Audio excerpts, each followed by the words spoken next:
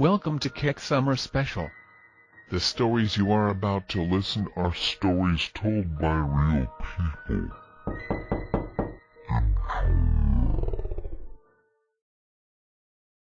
Story 1. The Old Road. It all started on a night that was very hot and dark. It was a summer night with a new moon, and the only thing that lit the sky was the stars. We were in a car, aimlessly, trying to kill the boredom. Difficult thing when living in a small city in the countryside. There were 5 of us in total: my girlfriend Lily, her younger brother Alex, their cousin Beth, a friend of mine Tyler, and me, all crammed into that car. After a little walk around the city, we decided to leave the urban area and take the roads that circulate the city. After a while, we were already on a completely dark dirt road with no lights at all. "I guess we've never been here before," my girlfriend said, and I really did not remember being there before. As it was a new place, we decided to go ahead and see where it was going to lead. After about 20 minutes on that road, we came to a fork. One of the roads that came out of it was very poorly maintained, and it seemed that no one had been driving there for a long time, with the bushes taking the road again. The other road coming out of the bifurcation seemed to be the continuation of the road we were on. As we were feeling adventurous, my friend suggested we take the most poorly maintained road, and that is what we did. As the road was very bad, I could not go very fast. The road passed through a terrain with low vegetation, but about 20 meters to the right of it, the shrub was already a thicker forest with large trees. To the left, the distance between the forest and the road was already about 10 meters. About 40 minutes later, we were still on the road. Then something in front of us caught our attention. There were some fallen trees on the ground, blocking the road. They were not large trees, and they seemed to be there for some time, since they were dead and dry.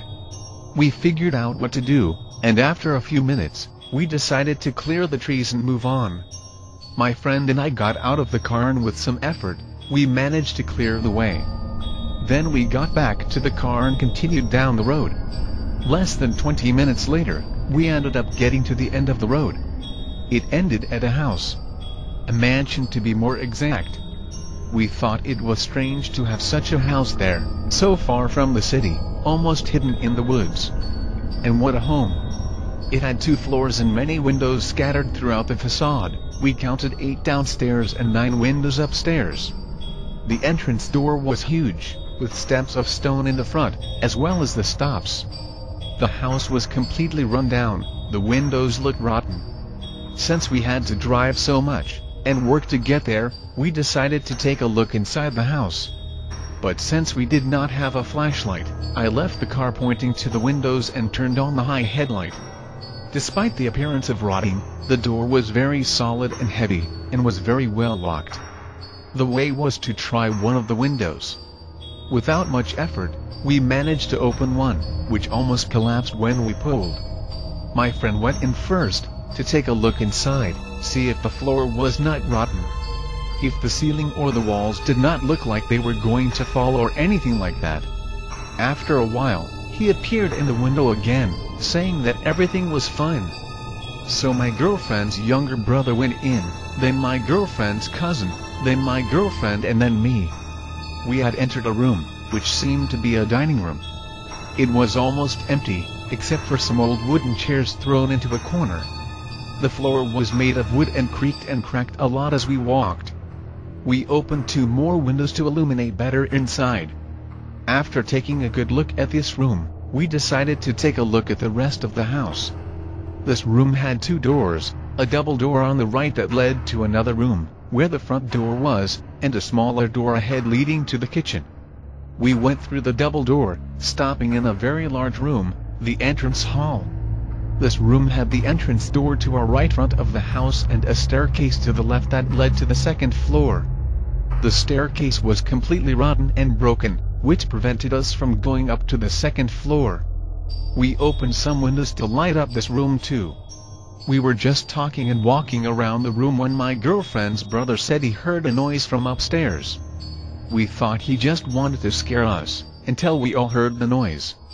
It was the same noise the wooden floor made when we stepped on it. It must be the noise of the house setting in. After a while, my friend said, "It's just a house snapping, it's really old." Then we heard the sound again, and again.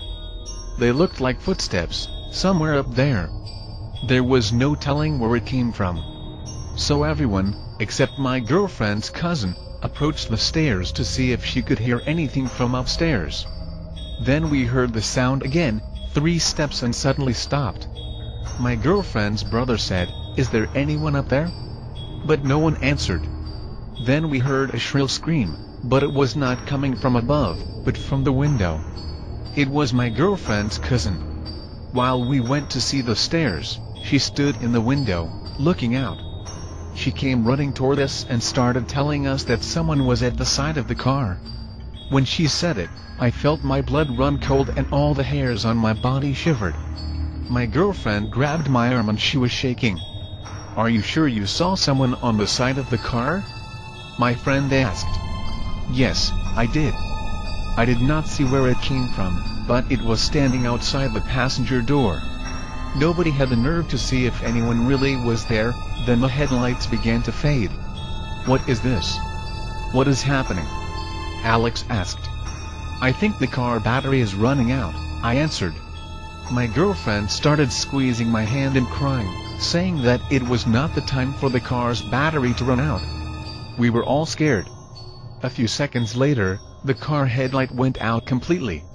The 5 of us remained in the most absolute silence. Then Tyler said, "Someone's going to have to go in the car to see what happened, or at least try to turn it on." And of course this was me. Sometime later, I decided there was no other way. I was going to have to go out there, in the dark. I told them that I was going, and that they had to stay where they were. I tried to make as little noise as possible, until I reached the window. Even with my eyes accustomed to the darkness, I could not see anything. I could see just a darker shade that I expected to be the car, and only the car. I jumped out the window and walked slowly, holding the car key. When I got to the car, I opened the door and the internal light came on. I found this strange, since if the battery had run out, the light from inside the car would not turn on. Then I saw that the headlights were off. I felt that shiver going up my spine again. Although the car was unlocked, we did not hear the door open or close. How could someone turn the lights off without opening the door? And instead of the lights simply turning off, why did it slowly faded until it went out? I turned on the lights, and before I could think about what was happening, the rest of them flew out the window of the house, screaming in terror. My girlfriend and her brother were crying. Their cousin had a face of complete dread, and my friend was whiter than a candle. They practically threw themselves into the car and started screaming for me to lock the doors and leave. Without understanding anything, but already completely terrified, that's exactly what I did. It was a relief when the car turned on. I turned around and shot down the road again. I asked what had happened, but my girlfriend was just trying to calm her brother, who was crying just like her. Their cousin was mute, and my friend just said for me not to stop, to continue on. When everyone was starting to calm down again, I turned to my friend who was in the back and asked what had happened. When I was looking back, my girlfriend who was in the pack on my side yelled "Stop!" With a fright, I set foot on the brakes. The car skidded a little, but stopped. I then looked at my girlfriend and asked what it was. Then I saw she was crying again, pointing her finger forward. Her hand was shaking, and then I saw what it was. The road was full of trees again, blocking the way. "Have you not taken the trees out of the way?" the Beth asked. "Yes, we did," I said. That was enough for my girlfriend's brother to start crying again. I started to look around to see if I could see anyone, or anything. After a while, I looked at my friend and said, "We're going to have to get out to clear the road." He suggested going over the trees with the car. "If I do that, the car will hit the trunks, and either it will get stuck and we will not leave, or it will blow a tire, or it could ruin something and we will not leave here either." The only option was to clear the road. After a while in silence, He nodded. We both left the car and headed for the fallen trees on the ground. My girlfriend closed the car door and locked them, still with the key inside. So cool of her, right? This time there were many more trees than before. With great care and attention on everything around, we began to drag the trees out of the way. When we finally cleared the path, we looked at each other, with a look on our faces that said, "Let's get out of here." When we were getting back to the car, we heard a noise in the woods. We stopped at the spot and looked to our left. We could not see anything, especially with the car headlight on our faces.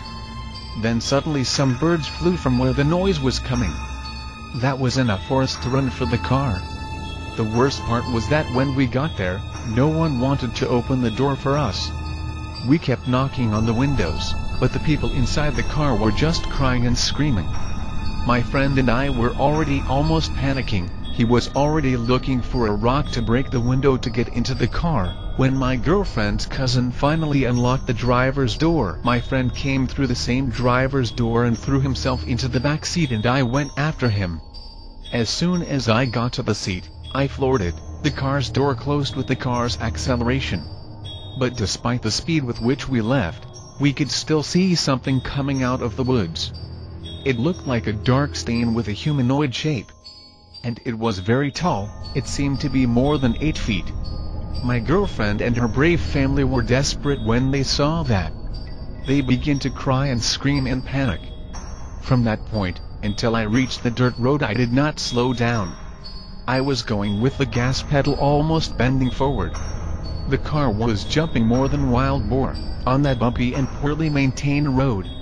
When we arrived on the good dirt road, I went in with everything, not slowing down.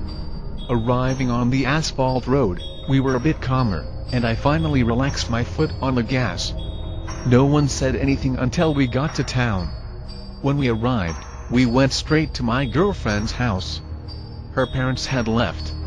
As she, her brother, and her cousin entered the house, I pulled my friend into the corner and asked what had happened inside the house for them to run away like that. He said that when I was out in the car they heard some more steps upstairs. They paid attention if they could figure out what it was, when suddenly there came a sound from the top of the stairs, as if someone was holding their breath and let go suddenly. He said that after that, came a smell of rot, as if there had been some dead animal there for more than a week. This noise of that strange breath had already scared them enough to run away, but by that time, I turned on the headlights of the car. So they saw a somewhat shapeless thing that was coming out from the kitchen, but it seems that when I turned on the headlights of the car, the light scared it. So it went back to the kitchen, making that breath noise again. It was then that they panicked and ran. He said he could not see exactly what it was, but it was bipedal and seemed to have horns on its head. To this day, I do not know what it was that we bumped into. My girlfriend's brother has nightmares about that night and does not like to talk about it at all. My girlfriend gets really angry if I try to get her to say something about that night. Their cousin is the only one who says something, but she does not like to talk about it too much. I know that in addition to that, the suspension of my car was completely ruined after our escape. I never went back to that place and never want to go back. Sometimes people ask me where the road is, but I do not say. If that road was blocked, it must be for a good reason. Story 2. Cup Game. In the middle of the 80s, my father bought a house. We only used the house on weekends. It was a very nice house with a private pool, and the neighborhood is very quiet there and the streets were deserted. It was a refuge from urban life. We always went there. But time passed, and my family began to go through a financial crisis, and to not have to sell the house we rented it. After a few years, my father overcame the crisis, so we stopped renting the house. But since we had not been there for a long time, we lost our habit and rarely went, and after some time we just stopped going there. The house was abandoned. After almost 5 years with the house abandoned, we received a call from a local police officer. He asked my father to attend the local police station, because they wanted to talk to him. My father went there, thinking it was going to be something about the house being abandoned or something, but when he came back, he was as white as the wall. He arrived at the police station, and someone told him to talk to a person who was waiting for him. The guy said he was a detective, and that he'd gotten our phone with one of the neighbors. There had been a crime in our house, something heavy. 4 guys kidnapped a 20-year-old girl, took her to the house thinking it was abandoned and did everything with the girl. At the end, they killed her and buried her in the yard, and they took all the documents, money and jewels from her. The detective said that this was not the first crime going on there. And these 4 guys had already kept 2 guys, kidnapping hostages in there, and killed at least 3 other members of a rival gang, and buried there. They searched and found the bones of the 3 people in our backyard as well. He said he did not need to worry, because they had dug up the whole yard and found no one else. The 4 guys who were using our house, they had all been arrested. My father was devastated. They had invaded our paradise and turned it into hell. My father said that the backyard of the house was all dug up, full of holes. The pool was completely filthy, one of the rooms in the house was completely bloody, and the blood was all dry. The house was stinking with urine, and it was all streaked inside. He said the house was unrecognizable. We decided that we were going to renovate the house and then sell it. After a lot of headaches and a long time, the house was as it was before. A beautiful yard, it was all neat and clean inside, and the pool was back in order. It was back to being a decent house again. We just decided we were not going to sell the house anymore, we would just forget about what happened there in the past and transform it in a happy place again. But our life had changed a lot since the time we always went there on weekends, and we really could not always go there. As we were afraid that they would use our house for some bullshit again, we were thinking of renting the house one more time. But now I was older, I had my car and I was about to leave home and start my life alone. So I had the brilliant idea of going to live in the house. The others could go there whenever they wanted, and the house would not be abandoned. At first, it was not easy to try to convince them. My mother was very apprehensive to let me live there alone. It was after much talk and much insistence that they allowed me to live there. I was happy for my new home, living alone and being independent. Of course I was thinking of taking the college guys there, partying all the time. I thought that would be the biggest binge. But it was just the opposite. Eventually I got used to the daily route to college and home, but not all of my friends were willing to go there. The house was very large. It had 5 bedrooms, all with bathrooms, 3 living rooms, a large kitchen, and a laundry area. I ended up feeling very lonely there in that huge house, and I was constantly depressed. After some time, my parents allowed me to call some college friends to live with me. Of course I was able to convince 2 friends and a female friend to go and live with me there. Life after that began to turn into a party. We got along, respected each other and treated the girl who was living with us as our sister. With time came the parties, since now we had enough cars to take home and bring those who wanted to go. At one of those parties, a crowd gathered in the TV room and began to tell horror stories. But the stories were very bad, and were not scaring anyone. Then I decided to open my mouth. I told the story of the guys who had taken the girl there, and after making her go through hell, they killed her in one of the rooms upstairs. The people in there got quiet because it was really heavy and realistic, different from what they were telling. There was that silence when someone asked me if that really was true, because if it was a lie it was a bad joke. I swore it was true. Someone shouted from the back of the room, "Let us make the play the cup game up there in that room," and called the woman's spirit then.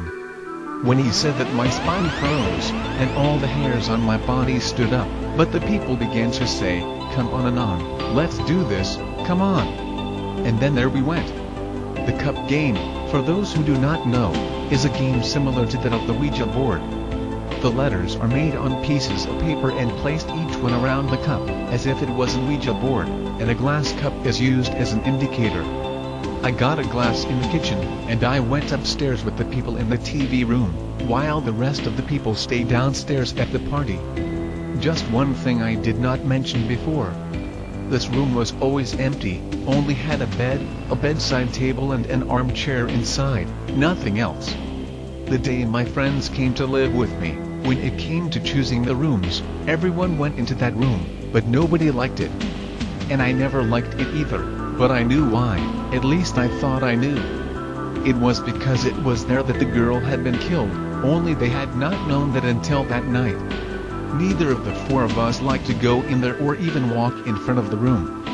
It gave me anguish. As we entered the room, we pushed the bed closer to the wall, and pulled the bedside table into the middle of the room. We placed the glass on top of it, and a lot of letters written on piece of paper around, and 2 larger pieces written yes and no. We lit 4 candles and gave it to 4 people. There were 9 people there. I asked them to hold the candles around us so we could see the letters, and turned off the lights. The guy who was running the show said it was good that only 3 people put their finger on top of the glass, to avoid giving too much interference. And I did not understand what he meant, since I had never played with that. And so me, him and a girl placed our finger on top of the cup and closed our eyes. The other 2 left over were charged with reading what the spirit answered. The 3 of us closed our eyes and began trying to communicate with the spirit. After a few minutes with the glass standing still, I thought that nothing was going to happen, but suddenly the glass began to move. First it was just a little to the side. I thought it was one of the other 2 who were placing their finger on the glass that had stirred him, so I asked, "Who stirred the glass?" The other guy that was with the finger on the glass said, "Quiet," and made a serious face. He really was taking it seriously. So I closed my eyes again. The guy asked if there was any spirit present there. The glass stirred slowly. One of the 2 who were reading what the spirit said, the glass went for the yes. The guy who was asking the questions asked what was the name of the spirit. After a few seconds the glass began to move. He went from side to side, back and forth. The guy who was reading what was being spelled said, "Jane. The name of the spirit is Jane." I opened my eyes and saw that the people all had a frightened face. I said they did not have to worry, since it was one of the 2 pushing the glass. When one of those who were holding the candle says, "Dude, I'm looking at the 3 of you all the time, and saw no one open an eye, how do any of you could spell something right with the eye closed?" We were quiet again. I closed my eyes again, then he asked if she was the spirit of the woman who had died there. The glass stood still. A time passed, almost a minute, and we were about to ask again as the glass moved violently to the side. Stopped at yes again. The girl with her finger in the glass asked what had happened there. Immediately the glass began to move. The guy who was reading said, "It is going nowhere, it's just doing an 8. The glass stayed making an 8 for a while. The guy who had his finger on the glass said the question was too complicated to answer. Then the glass stopped. He asked how long she was there. The 2 who were watching what was being written began to spell. G-O-A-W-A-Y. Go away. Why? The guy asked. L-E-A-V-E. Again, leave. I think we'd better stop it, the girl said. Why? The guy asked again. The glass began to move very fast, making the sign of 8. I started getting scared, because it was practically impossible for any of us to make the glass move as fast as it was moving without making it flip. Why? The guy insisted. Suddenly a breeze began inside the room, and the windows were closed. It was cold inside and the candles went out. The glass had stopped moving and I heard a crack. One of the guys holding the candles jumped on the switch to turn on the light. When the room became clear, I saw something that made me very sorry to have carried it all on. The glass was cracked, and the letters fluttered from the top of the nightstand. The girl, she took her finger off the glass. There was a red stain on the glass. Her finger was bleeding. It had a small but deep cut. I think she cut herself when the glass cracked, even though I and the other guy did not get cut. And she really could not cut herself with this glass. It had not let out any splinters, but somehow it cut her. The guy who had switched on the light started saying that it was a bad joke. that it was already disrespect to the girl who had died there. Except that was not really a joke. When he opened the door irritated to leave, the rest of the party people were just outside the corridor with a frightened face. They said they started to hear some girl yelling hysterically, and she was screaming a lot, calling for help. Everyone rushed up. It seemed like we were killing someone up there. When they got up, they saw that the screams were coming from inside the room we were in. They tried to open it, but the door was locked. Except we had not locked the bedroom door. They said they knocked on the door and even tried to break it in, but the door did not budge. With each passing second, the screaming inside was more desperate and hysterical. But we did not hear any scream while we were there. But suddenly everything stopped and the door opened. We swore the door was opened, but no one believed it. They thought it was some bad joke, and they went down in fury. After a while, everyone went home. We had to take most home. When we returned, the girl and the other guy who lived with me questioned me on what the fuck had happened. Me and the other guy told the story, but they did not believe it. When we asked them what they had heard, they said they heard screams of a woman saying, "Please, for God's sake, please someone help me," and things like that. I told the story of the girl who had been killed inside the house, and they were angry that I had not told the story before. But we put everything aside and went to sleep. The next day, we got up to clean the house that was messed up. When we had arranged almost everything, I said, "The room that is left is the middle room upstairs, but I'm not going there alone." The guy who was there with me the night before went with me, any room as we had left it. With the pieces of paper on the nightstand, the glass cracked in the middle, the candles on the side of the glass, and the rest of the papers scattered about the room. We got everything running, put it in a garbage bag and threw it away. After that day, strange things began to happen through the house. Whispers through the corners, doors slamming violently even without any draft inside the house, lights that went on and off. Sometimes screams came from upstairs tearing our soul, and everyone looked very afraid. One day, the four of us were arriving from college, and we were in the same car. When we got out, I looked at the house and saw a shadow in the window. I was terrified, but when the others looked, there was nothing else in the window. I made everyone search the whole house, but we did not find anyone inside. After some time, we were scared, any noise and we would jump scared. Not long after, the others began to leave. First was one of the guys. He left the rent for 2 months paid, but said he was no longer living there. He said that he couldn't stand anymore waking up in the middle of the night with the impression that there was someone in his room. Several times we found him sleeping on the couch in the morning. After a month the girl left. Her room was next to the room where the girl had been killed. She said that at night she heard beating on the walls from the other room. And if she kept quiet, she could hear a low cry near the wall. In the days before she left, she was not sleeping properly, and she was in a bad mood. The night she left, the following happened. She was finally almost asleep, which had been very difficult for her in the last few days. When she was falling asleep, she heard a female voice shouting with all the strength in her ear, "Get out! Go away! Leave me in peace!" She jumped up out of bed, turned on the light, but there was no one else in her room, only her. She left her room crying, saying that she could not take it anymore and that she was leaving. We got up and tried to calm her, but she just picked up some things from her, went to the car and drove away. She came back at the end of the week to get the rest of her things, and she never stepped into that house again. After a week, the other guy left. I still do not know what happened to him right now. He always mentioned that his room used to get cold suddenly, out of nowhere. But not the whole room, just a few places, which made me think there was some draft in there. But one day, he was taking a bath, and after 5 minutes there, he went screaming from the bathroom, naked.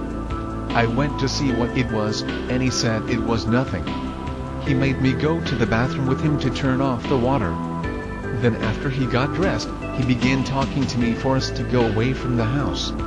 I convinced him to stay for a while longer, for us to decide what to do the next day, since it was too late.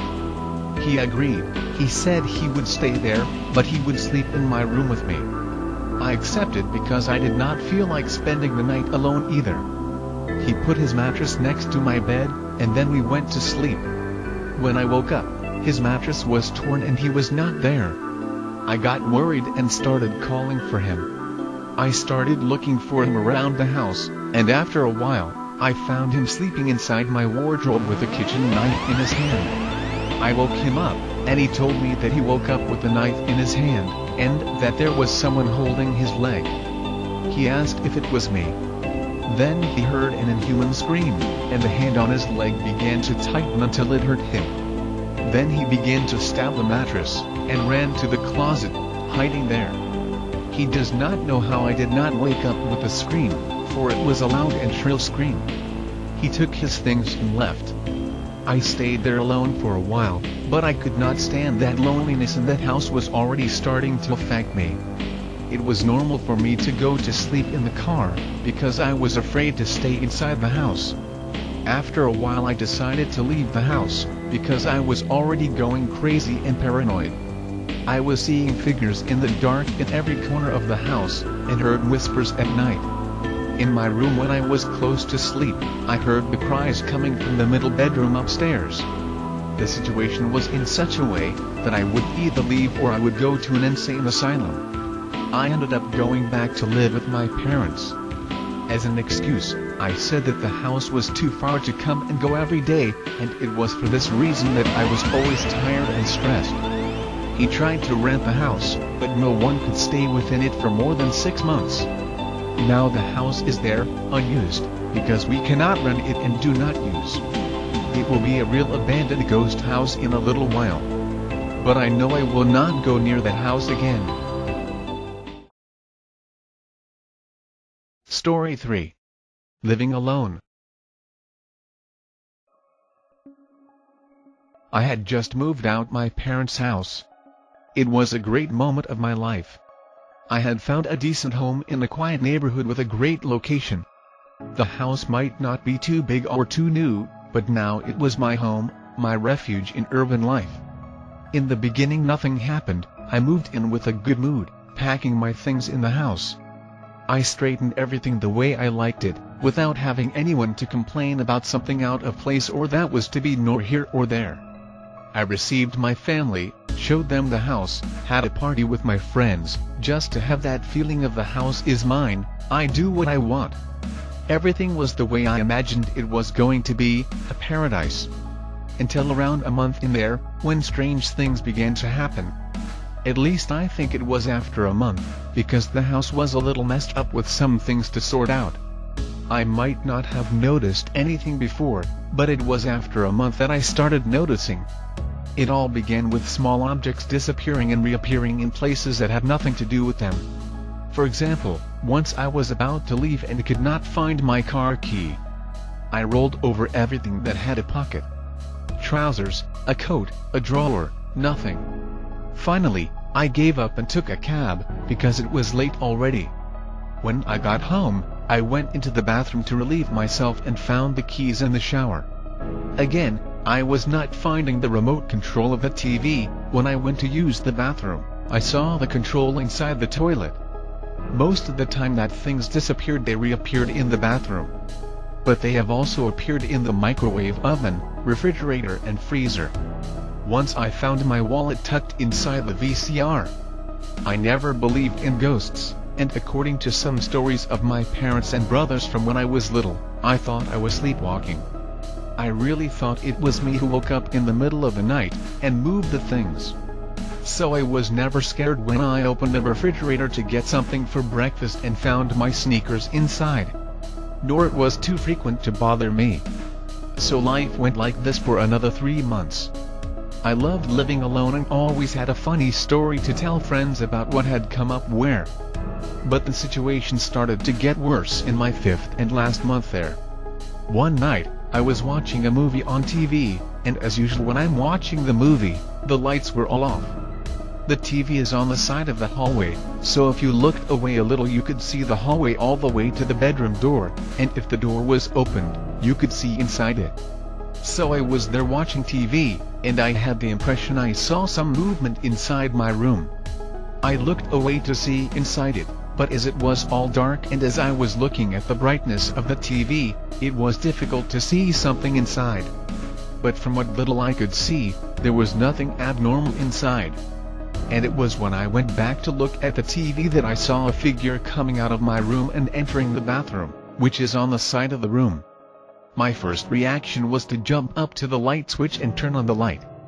I grabbed a chair from the living room and started yelling, "Who's there? Who's there?" But no one answered. I did not know if I should call a cop, if I should hide, or if I should go and see if there was someone there. What I was really thinking was that a thief had entered my house. I decided to walk slowly to the bathroom, and when I got there the door was opened. I turned on the lights and I could clearly see that no one was inside. Then I was totally confused. I could have sworn I'd seen someone get in there, but there was no one there, and the bathroom window was one of those swinging windows, so it would have been impossible for anyone to go out through there. I put the chair on the floor and went to my room. I turned on the lights and the window was closed. No trace of anyone passing by. I've searched the whole house and the yard too, and found no one. This was the first time I saw this figure through my house. One day, I was coming home from a night out with a female friend, to be more relaxed, and when we were going to the front door she asked if anyone lived with me. I said no, and she said she thought she saw someone looking at us out the window. I thought she was joking or that it was some trick to get rid of me and go back to her house, but she swore she had seen someone. I said I was going to come in to have a look, and when I opened the door of the house, the room was ice cold. It was very cold, and it was not even winter. I've searched the whole house and found no one. The next day, when she left, she said that my house was kind of strange, and she did not want to go back there. After that, whenever we wanted to be together, she would ask us to go to her house. She never wanted to go back there. I do not know what happened to her. Whenever I asked her, she said that the house was kind of weird, and she did not feel comfortable there. I saw the shape through the house for the next 2 weeks. Until something happened that made me get out of there once and for all. One night, I had come home from work, was tired and wanted to go straight to bed. It should be about 11 p.m. I got the car in the garage, turned off the car, put the key in my coat pocket, got in, locked the door and left the key in it. I always do that, because that way I know I will not lose it. I put the jacket with the key in my pocket on the couch, and went to my room to lie down. What was strange is that even though I was exhausted after a day's work, I could not sleep. I kept rolling in bed for almost 2 hours, when I finally felt the sleep coming. I was almost asleep when I started to hear something. It seemed to be a whisper, someone whispering something. I opened my eye and looked around, but did not see anything. I thought it must be some neighbor arguing, so I closed my eyes and tried to sleep again. But the whisper continued, softly, without me understanding what it was saying. I do not know what that was, but even though I didn't want to, I had all my attention on it, trying to understand what it meant. As I was almost dead of sleep, I tried to put it aside, closed my eyes and tried to sleep. After a while, the whisper went down, disappearing, getting farther and inaudible. But before it ended, I could hear something that made my spine freeze. The last thing I heard before the whisper was gone was my name. I opened my eyes as if it would help to hear something better, but stayed on the bed. Absolute silence. No sounds in the room, no sound coming from the street, nothing. Dead silence. Listening to my name being whispered really scared me. And before I recovered from the fright, I heard another noise coming from the side of my bed.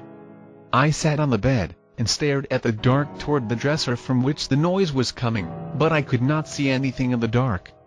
The sound was like a bubble, it was thick, heavy, a sound that I never heard before. I did not even try to turn on the light. I jumped up from the bed and ran into the living room. When I got there, the room was so cold, but so cold, that it looked like it was going to snow inside the house. The noise that was coming from the room seemed to be moving now. There was another noise coming from the bathroom, which was as if someone was walking with half-soaked socks. I did not think twice. I took the jacket that was on the couch, I ran and opened the door to get out of there, but the key was not in the door.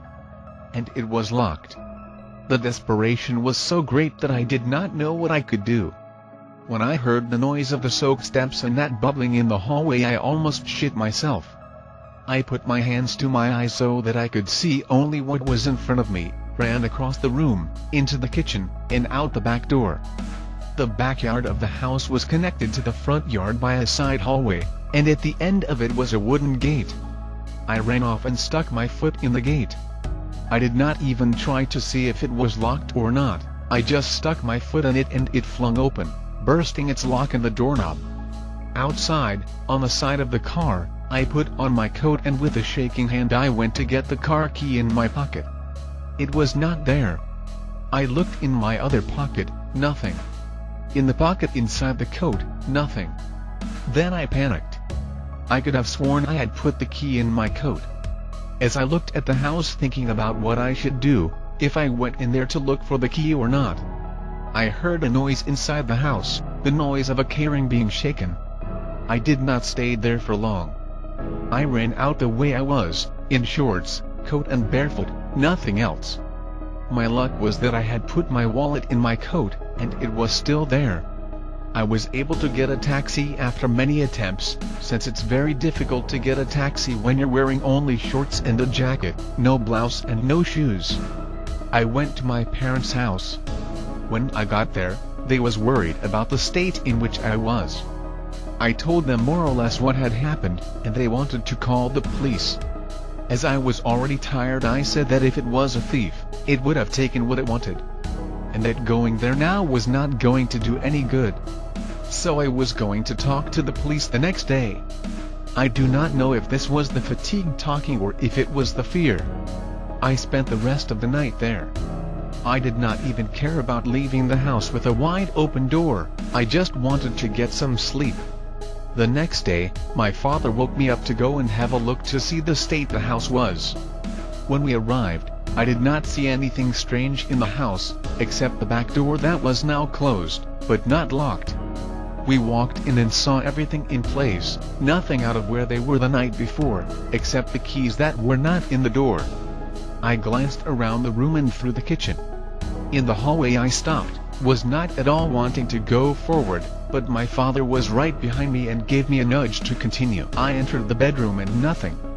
The bed was all undone just the way I had left it. When I entered the bathroom, I felt a sense of anguish. When I looked at the shower floor, there were the car keys in front of the door. I took the keys, locked the kitchen door, opened the front door and told my father, "Come on, I do not want to be in this house anymore." He thought that really had been thieves at my house, and that they wanted to take the car, but when they saw me, they were scared and hid in the bathroom.